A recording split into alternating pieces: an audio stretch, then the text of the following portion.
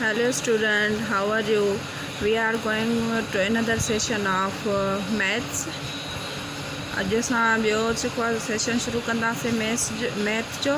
इंशाल्लाह उनखे अहिड़े तरीक़े सां हल करे तव्हांखे ॾेखारींदा जो तव्हां चवंदव मैथ इज़ ईज़ी। मैथ तमामु ईज़ी आहे, उनखे सिर्फ़ु तव्हां ईज़ी वठो।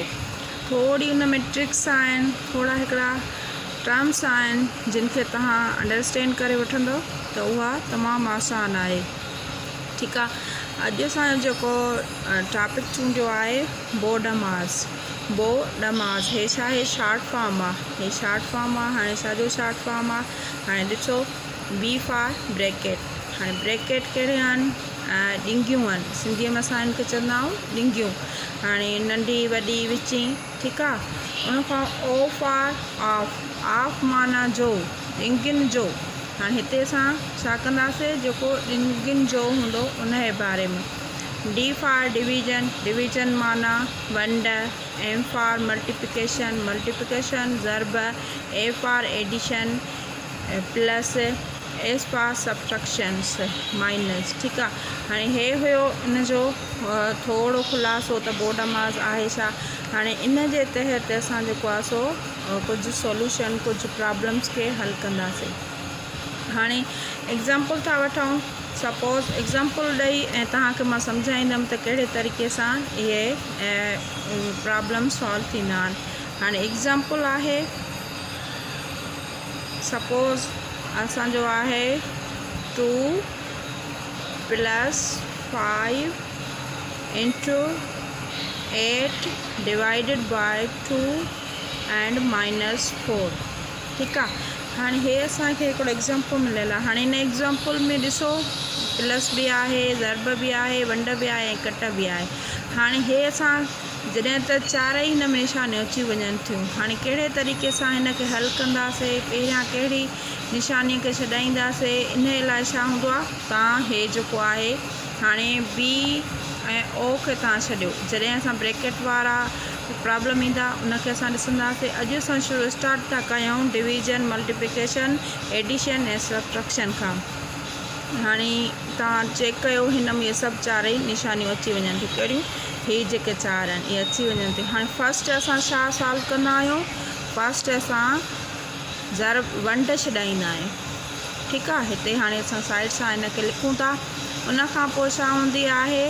तव्हां ज़र्ब छॾाईंदव, ज़र्ब खे छॾाए ॾींदव। उनखां पोइ छा हूंदो आहे? तव्हां प्लस जोड़ खे छॾाईंदव। उनखां पोइ लास्ट में छा हूंदो आहे? तव्हां उनखे कट कंदव। जेको रहियल असांखे मिलंदो जवाबु उनखे कट कंदो। हाणे हिन उसूल तहत असां जेको आहे सो हे प्रॉब्लम खे छॾाईंदासीं। ठीकु आहे। हाणे फस्ट ऑफ ऑल हाणे छा था कयूं? असांखे छा हे छॾाइणो? असांखे पहिरियां हे छॾाइणो आहे। हाणे हिनखे असां अंडरलाइन था कयूं। ठीकु आहे। हाणे ॿियो असां सॼो जेको आहे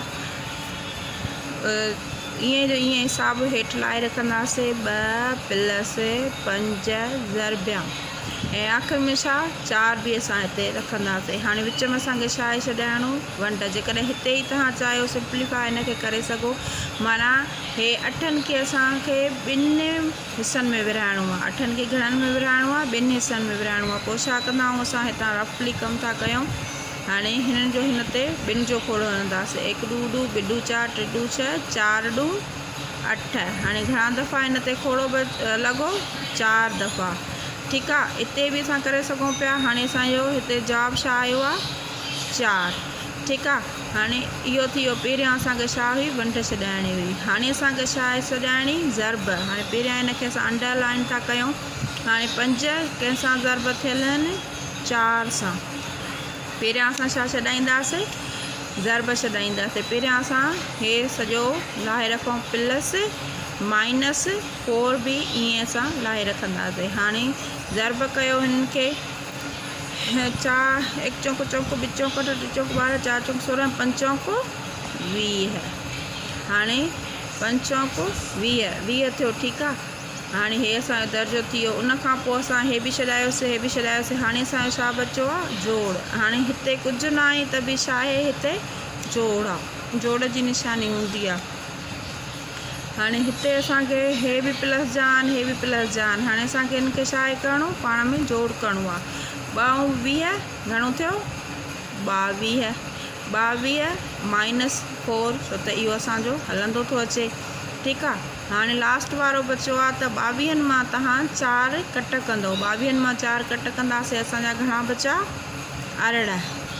हे असांजो छा आहे, आंसर आहे। हे असां सिंप्लीफाए करे हे असां हिन जो आंसर कढियोसीं। ठीकु आहे। ऐं आई होप ही तव्हांखे हिते सम्झ में अची वियो हूंदो। हाणे इन जा कुझु मिसाल, ॿिया बि मिसाल वठंदासीं, उहे असां ॿियो वीडियो में इन्हनि जा मिसाल वठंदासीं। ऐं जेकॾहिं तव्हां मुंहिंजे चैनल खे सब्सक्राइब न कयो आहे त मुंहिंजे चैनल खे सब्सक्राइब करे छॾियो ऐं बेल आइकान खे दॿाए छॾियो, छो त जेके मां नवां वीडियो ठाहियां उहे तव्हां ताईं